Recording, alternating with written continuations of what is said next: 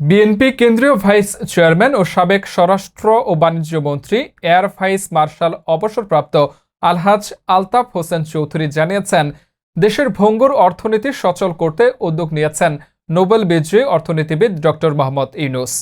শুক্রবার সকালে পটুয়াখালী কেন্দ্রীয় শহীদ মিনার চত্বরে এক গণজামায়াতে প্রধান অতিথির বক্তব্যে তিনি একথা বলেন।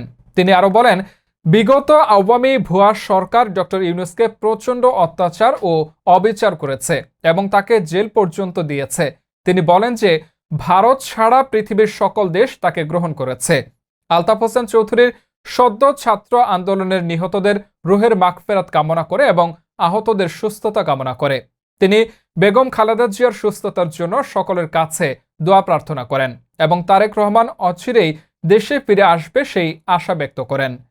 গণজামায়াতে আরও উপস্থিত ছিলেন পটুয়াখালী জেলা বিএনপির সাবেক সাধারণ সম্পাদক মাকসুদ আহমেদ বাইজিদ পান্না, জেলা আইনজীবী সমিতির সাবেক সভাপতি ওহিদ সরোয়ার কামাল, যুবদলের সাবেক সাধারণ সম্পাদক তৌফিক আলী খান কবির সহ অন্যান্য নেতৃবৃন্দ।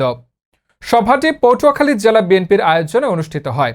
এখানে বিএনপি, যুবদল, ছাত্রদল ও স্বেচ্ছাসেবক দলের বিপুল নেতাকর্মীরা উপস্থিত ছিলেন।